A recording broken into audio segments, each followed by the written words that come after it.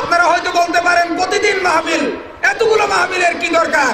এই মনসুরিয়া বাজারেই তো এই মাসে 2-4টা মাহফিল হলো।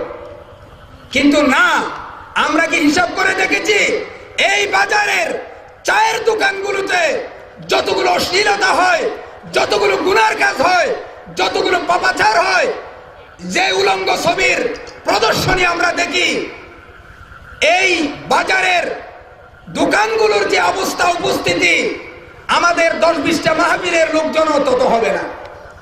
তাহলে আমরা তো খুব ভয়াবহ অবস্থার মধ্যে আছি।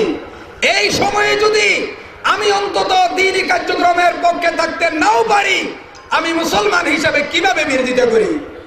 এই জন্য ভাইরা, দ্বীনি কার্যক্রম, অনেকে আবার মাদ্রাসারও বিরোধিতা করে যে এত মাদ্রাসার দরকার কি?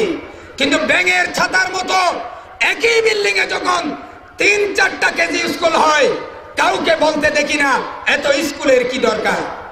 এতগুলো যখন এনজিওদের অফিস হয়, তখন আমরা বলতে শুনি নাই এত এনজিও আমার বাসকারীতে দরকার নাই। কিন্তু যখনই পুরো এলাকায় 1-2টা মাদ্রাসা শুরু হয়, তখনই আমাদের গায়ে জ্বালা, আতঙ্ক আমাদের শুরু হয়ে যায়। ভাইরা আমার, এই জাতীয় দ্বীনি মারকাজগুলো আমাদের জন্য রহমত, মুসলমানদের জন্য রহমত। এগুলোকে সমৃদ্ধ করা আমাদের এই দায়িত্ব। মুসলমানদের মসজিদ মাদ্রাসার সৌন্দর্য হিন্দু, বৌদ্ধ, খ্রিস্টান এসে করবে না। আমাদেরকেই এই জাতীয় দ্বীনি কার্যক্রমগুলোর পক্ষে থেকে এগুলোকে আমাদেরকে সমৃদ্ধ করতে হবে।